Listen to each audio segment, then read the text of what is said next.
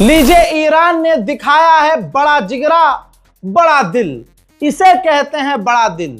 सामने से नफरत ईरान को मिली, सामने से धोखा ईरान को मिला, सामने से बेवफाई और निर्लजता मिली, लेकिन सामने ईरान था। ईरान ने बदले में मोहब्बत, प्यार, वफादारी और दोस्ती निभाई।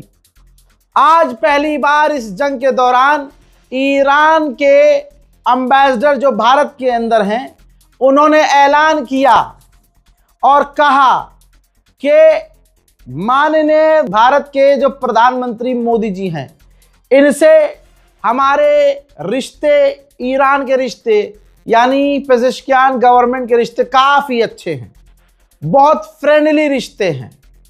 समझ रहे हैं आप? और आगे उन्होंने कहा कि भारत के जहाज़ों को निकालने के लिए अपने रास्ते से, समुद्र के रास्ते से, हम प्रोग्राम बना रहे हैं, प्लानिंग कर रहे हैं कि सेफली, बल्कि एक रिपोर्ट दिखा देता हूं आपको। ये देखिए हजरात, ये देखिए अल जजीरा के अंदर छप गई है खबर कि भारत के जहाज़ों को स्ट्रेट हॉर्मूज से निकलने में ईरान खुद मदद करेगा, ईरान अपनी नेवी प्रोवाइड करेगा, सिक्योरिटी देगा। ठीक, अब आते हैं भारत में मौजूद ईरान के एम्बेसडर के बयान पर। उन्होंने कहा कि 4 से 5 मरतबा भारत के विदेश मंत्रालय के द्वारा, विदेश मंत्री के द्वारा हमारे विदेश मंत्री से फोन पर लगातार बात हुई है। वी हैव गुड कॉन्टैक्ट्स, बहुत अच्छे रिश्ते हैं, कॉन्टैक्ट हमारे अच्छे हैं। और उन्होंने आगे ये भी ऐलान किया, जो सबसे बड़ा ऐलान है, कि हमारे विदेश मंत्री ने भारत को उन 5 देशों में रखा है जो ईरान के बेहतरीन दोस्त हैं। अल्लाह अकबर। अब कम से कम यहां तो हिंदू समुदाय थोड़ी शर्म कर ले कि आप मुसलमान होने की वजह से कितनी नफरत फैलाएंगे आप हमारे खिलाफ। ठीक है, आप हिंदुस्तान के मुसलमानों के खिलाफ नफरत फैलाते हैं, फैलाइए, लेकिन इस जंग में जिस तरह से आप इजराइल का साथ दे रहे थे, कहां मुंह दिखाओगे अब? सामने तो वफादार दोस्त निकला भाई, वफादार दोस्त। सुनिए एक बयान छोटा सा। You know that our foreign minister named India in the 5 countries as a friend for. Yes. America के डेमोक्रेटिक सेनेटर ने कहा है कि डोनाल्ड ट्रंप की जो ये महंगी जंग है, ये अपने मुल्क अमेरिका में महंगाई और बेरोजगारी बढ़ा रही है। गुलाबी सुअर को पहले ब्रिटेन ने झटका दिया, फिर ऑस्ट्रेलिया ने, अब जापान ने। जापान ने कहा कि अभी हमने कोई फैसला नहीं किया है कि स्ट्रेट ऑफ हॉर्मूज में अपने हम माइन क्लीनर्स भेजें या वॉरशिप भेजें या अपनी फौज भेजें, हमने अभी कुछ डिसाइड नहीं किया है। मेरे दोस्तों, ईरान के अंदर आधिकारिक तौर से कई इलाकों में पिछले 45 दिनों से इंटरनेट बंद है। क्या कह रहा हूं? कई इलाकों में, पूरे इलाके में नहीं। लोग वीपीएन इस्तेमाल कर रहे हैं, जो भी ईरान में सिस्टम होगा 2 नंबर वाला या होगा कोई ऑप्शन, सेकेंडरी ऑप्शन, वो इस्तेमाल कर रहे होंगे। लेकिन कुछ इलाकों में 45 दिन हो चुके हैं इंटरनेट बंद है। ईरान को लेकर पाकिस्तान के प्रधानमंत्री शहबाज शरीफ ने जापान की पीएम से फोन पर बात की है। मेरे दोस्तों, ईरान ने कहा है कि अभी तक हम इस पूरी 40 से 45 दिन की जंग में 1000 लोगों को जैसे तैसे जिंदा मलबे से बचा कर निकाला है। लीजिए, रूस का ही बयान आ गया। रशिया ने क्लियर कह दिया, क्रिमिनल ने, कि ये जो बैरिकेड लगा रहा है अमेरिका स्ट्रेट ऑफ हॉर्मूज में, इससे ईरान पर फर्क नहीं पड़ेगा, बल्कि मार्केट पर ही फर्क पड़ेगा और हर चीज महंगी होगी। वहीं फ्रांस और ब्रिटेन मल्टी नेशन प्रोग्राम बना रहे हैं कि कई सारे देशों को मिलकर स्ट्रेट ऑफ हॉर्मूज पर बात करने के लिए ईरान को मजबूर किया जाए। फ्रांस और ब्रिटेन सैनिक नहीं उतारना चाहते, फौज नहीं उतारना चाहते। वो प्लान कर रहे हैं कि कई देशों को बुलाया जाए, ईरान पर दबाव बनाया जाए और ईरान को उनके साथ टेबल पर उठाया जाए कि आप स्ट्रेट ऑफ हॉर्मूज खोलो। उधर मीडिएटर्स देश जैसे पाकिस्तान, इजिप्ट और तुर्की बेचारे काफ़ी मेहनत कर रहे हैं, लगातार ईरान को समझा रहे हैं, अमेरिका को मना रहे हैं कि डील हो जाए, बातचीत एक बार दोबारा हो जाए। अब एक खबर है, उसका मैं प्रूफ नहीं दूंगा और आज तक का रिकॉर्ड है इस 45 दिन में जो जो कहा है वो हुआ है ना। सुनिए, ईरान ने कहा है कि सीज फायर के बाद से हमने बैलिस्टिक मिसाइल के प्रोडक्शन को तेज कर दिया है। हम भारी मात्रा में मिसाइल्स बना रहे हैं, हम उससे ज़्यादा मात्रा में ड्रोन प्रोड्यूस कर रहे हैं।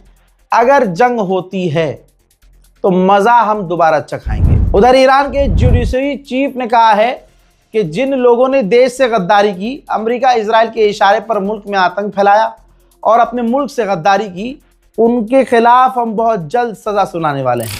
हजरात, ज़्यादातर इजरायलियों का मानना ये है, जो पोल अभी कल हुआ है उस पोल के मुताबिक ज़्यादातर इजरायलियों का मानना ये है कि सीज फायर नहीं करना चाहिए था, ईरान पर हमला करना चाहिए था और अभी भी ईरान पर हमला कर देना चाहिए। IRGC ने एक बार फिर से बड़ी धमकी दी, कहा कि पर्शियन गल्फ में अगर हमारी सिक्योरिटी को खतरा हुआ, हमारे पोर्ट की सिक्योरिटी को खतरा हुआ, तो याद रखना पूरे गल्फ, पूरे मिडिल ईस्ट में जितने भी तुम लोगों के पोर्ट हैं, सबकी सिक्योरिटी खतरे में पड़ेगी।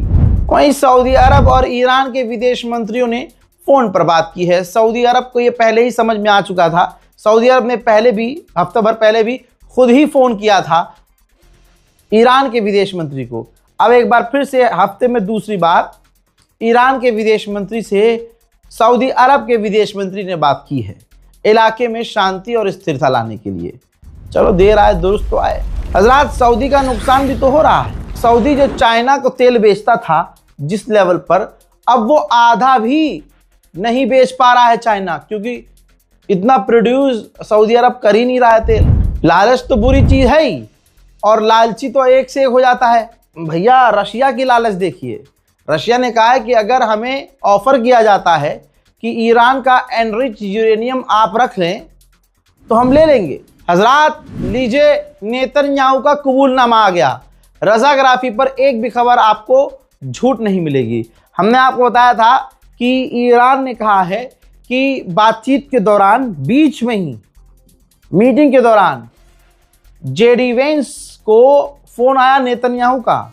दोनों ने बात की, बात सही चल रही थी। नेतन्याहू से बात करने के बाद अमेरिका के वाइस प्रेसिडेंट की टोन चेंज हो गई, उन्होंने मांगे बढ़ा दी। आज पता है नेतन्याहू सामने आया है और उसने मीडिया से कहा है कि मैंने जेडी वेंस से बात की थी और उन्होंने मुझे बताया था कि ईरान क्या क्या मांगे रख रहा है और हम ईरान के आगे अपनी जायज़ मांगे रख रहे हैं, लेकिन ईरान नहीं मान रहा है। आज स्ट्रेट ऑफ हॉर्मुज में अमेरिका ने सही काम किया है, बैरिकेड लगा दिए हैं, रास्ता ब्लॉक कर दिया है।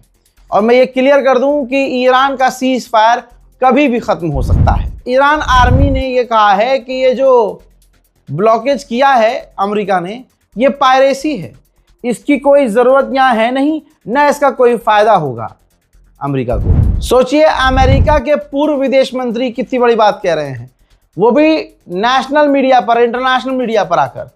उन्होंने एक्सपोज किया है नेतन्याहू को। अमेरिका के पूर्व विदेश मंत्री ने कहा, एक्सपोज किया है नेतन्याहू को कि 4 अमेरिका के राष्ट्रपति गुजरे हैं, सबको कहा नेतन्याहू ने कि ईरान पर हमला कर दो। यह पहला राष्ट्रपति डोनाल्ड ट्रंप ऐसा आया जिसने नेतन्याहू की बात मानी और जाल में फंस गया। हालत पतली होना शुरू हो चुकी है। जर्मनी ऐलान कर रहा है कि आने वाले पूरे 2 महीने तक फ्यूल पर कोई टैक्स नहीं लगेगा, क्योंकि दोस्तों फ्यूल महंगा हो रहा है, जनता भड़क रही है, जिसको कंट्रोल करने के लिए बड़े बड़े देश अब ये काम कर रहे हैं। उधर चाइना ने फिर ऐलान किया है कि हमने ईरान को कोई हथियार नहीं दिए हैं। ये सारी खबरें फेक हैं। डोनाल्ड ट्रंप की हालत आप नहीं समझ सकते। आप सोचिए, अमेरिका के पूर्व विदेश मंत्री जो अभी बाइडेन के साथ विदेश मंत्री था, उसने क्या कहा? कहते हैं कि बाइडेन ने अपने आप को अचानक से इस जंग से किनारे कर लिया है। जंग शुरू की और खुद को जंग से किनारे कर लिया। इस चीज का नुकसान हमको बहुत होगा, ट्रंप को बहुत होगा। आगे उन्होंने कहा कि स्ट्रेट ऑफ हॉर्मुज में आज जो कुछ भी हुआ है वो ट्रंप की वजह से हुआ है, इस जंग की वजह से हुआ है।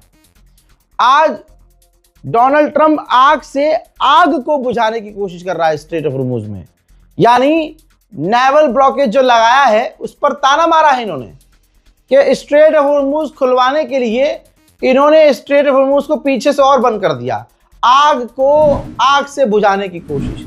यह है डोनाल्ड ट्रंप की हकीकत, जो खुद उसके देश के लोग बता रहे हैं, सरकार के लोग बता रहे हैं। पूरी दुनिया में ट्रंप गुलाबी सुअर बदनाम हो चुका है। इस रिपोर्ट को शेयर कीजिए, मुझे अपनी दुआओं में याद रखिए। जय हिंद।